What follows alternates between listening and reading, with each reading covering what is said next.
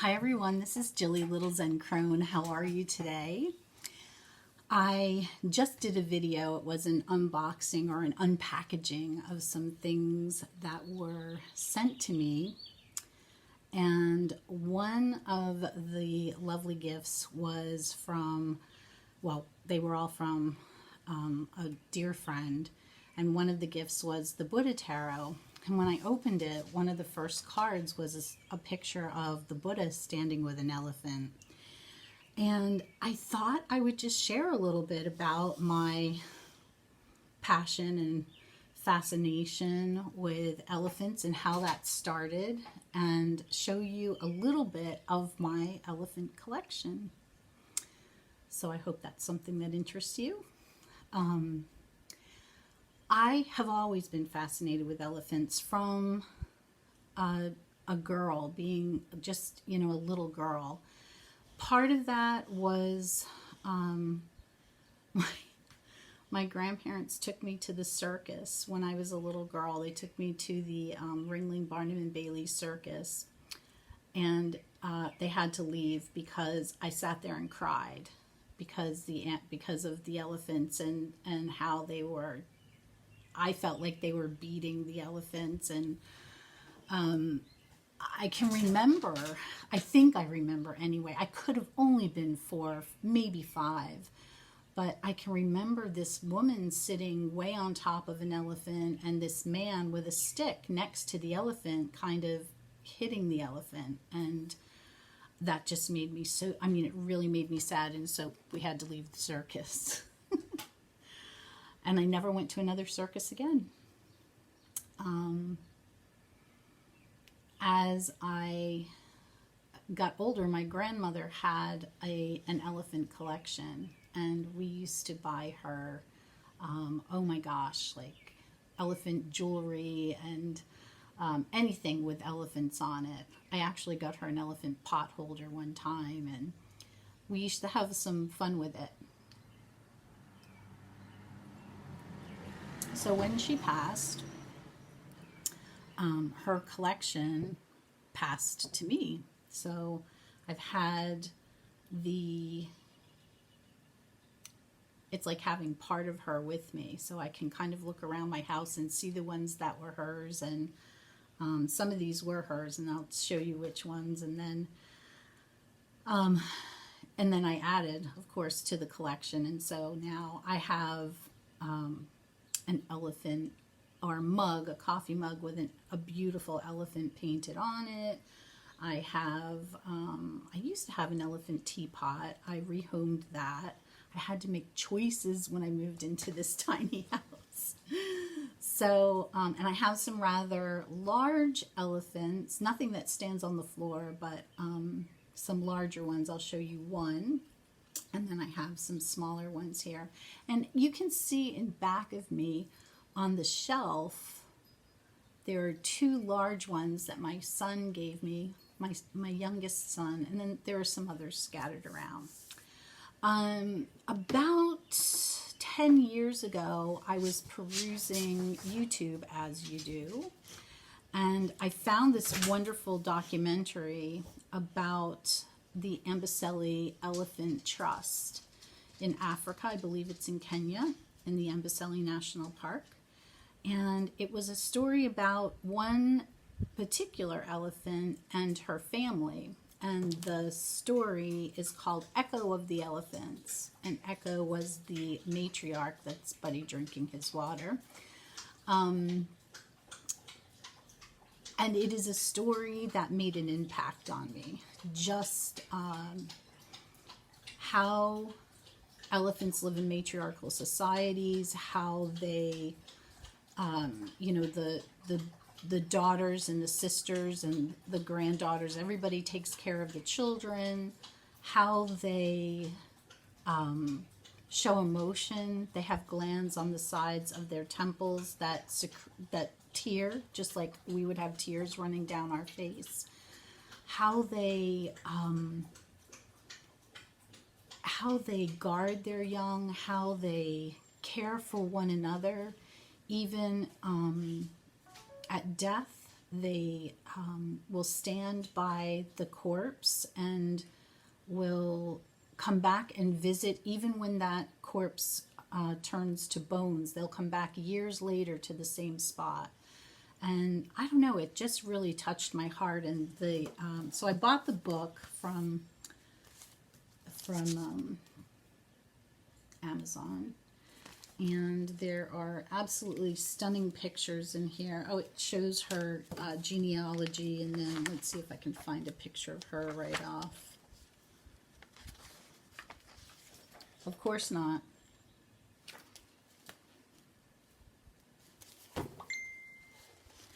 And it's weird how now I can tell which one. Okay, here she is. I can tell this is she.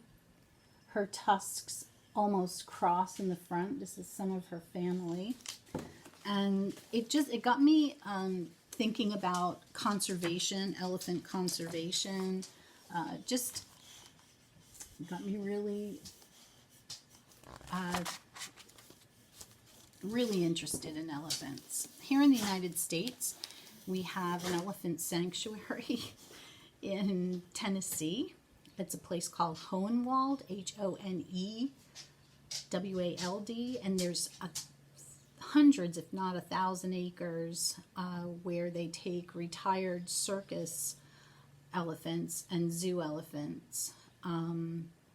It's a wonderful place. The only humans that see these elephants are their caretakers. They're not on display for the public because they've been on display all their lives. You can look up the Elephant Sanctuary on YouTube as well. There are some beautiful stories about, these elephants were taken out of their, away from their mothers at a very young age, and how two of them who were not genetically sisters, but anyway, they grew up together in the circus and then were separated. They met something like 40 years later at this sanctuary, and they knew each other. They remembered each other. It was amazing. It's an amazing place.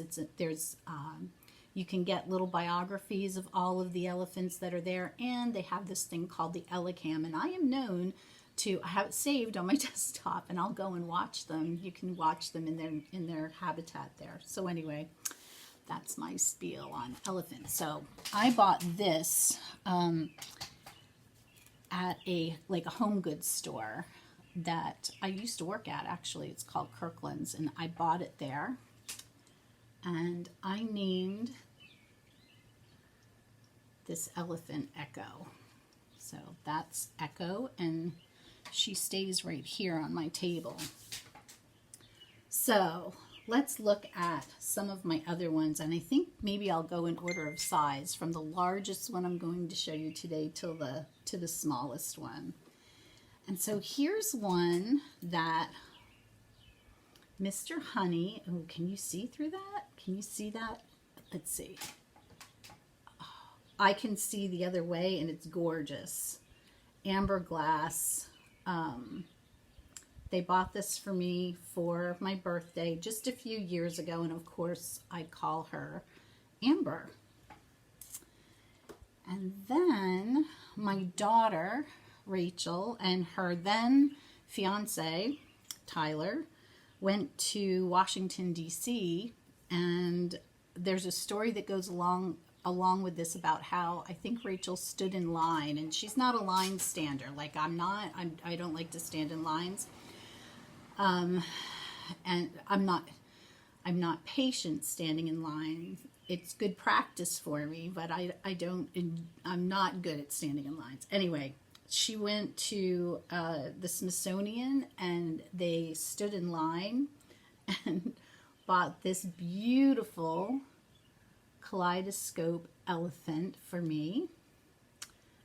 And so I've named her Callie, or Kaleidoscope.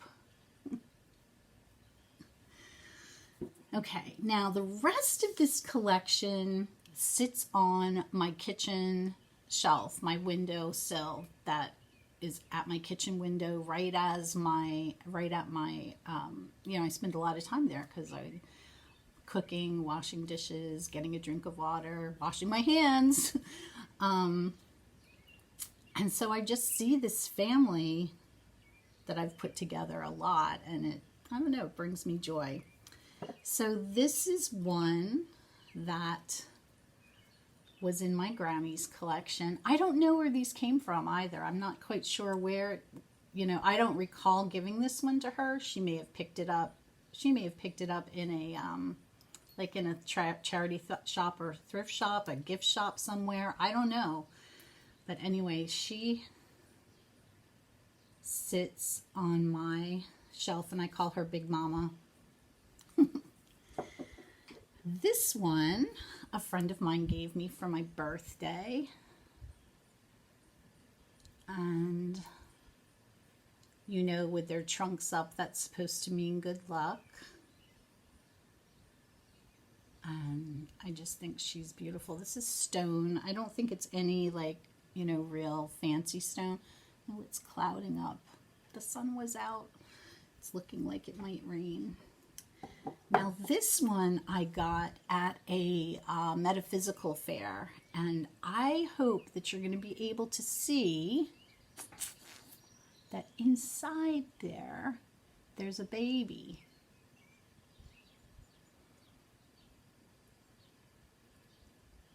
So I call this one Little Mama. This one is, you know, Mr. Honey is not a guy who like brings me flowers all the time, or is one to pick up, you know, pick up a present just because. He's, I don't know, he's just never done that. So when he does, it's huge. And he was driving home from a trip and stopped at a gas station and found this guy. And I don't know why. Well, I call this one Red.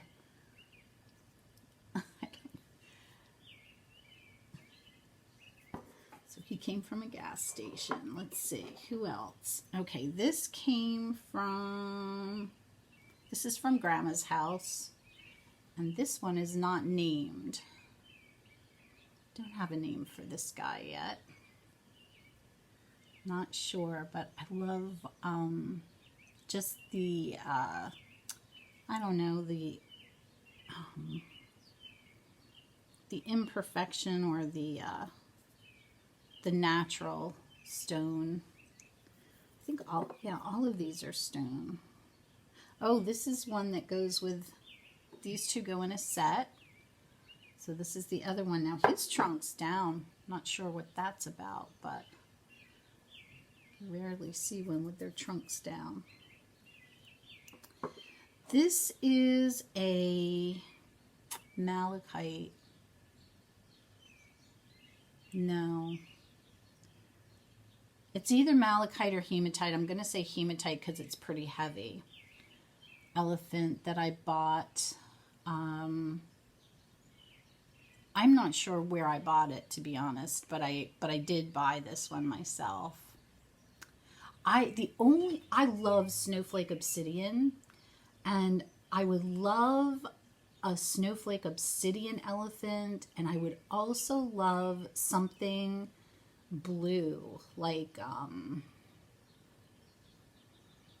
no, I mean, not necessarily turquoise, but like I don't know, like a blue lace agate would be pretty. I don't know if you could ever do that. Or I'd love a green, like aventurine, that color blue. You know, I'm always on the lookout for those. So if anybody ever finds one, let me know. And then this guy was my smallest one. This is from my grandmother's collection.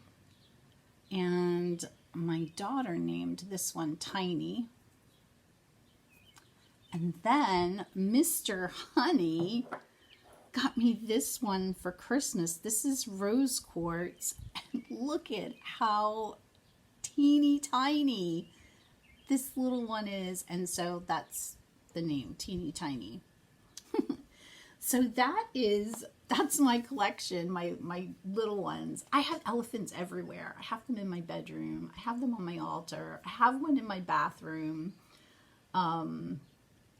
They're just everywhere. But I do adore them. So I hope you've enjoyed this little video, and I hope you'll check out Echo on YouTube, and possibly, check out the book. But have a wonderful rest of your days, everyone. Be kind to each other, and I'll see you the next time. Take care.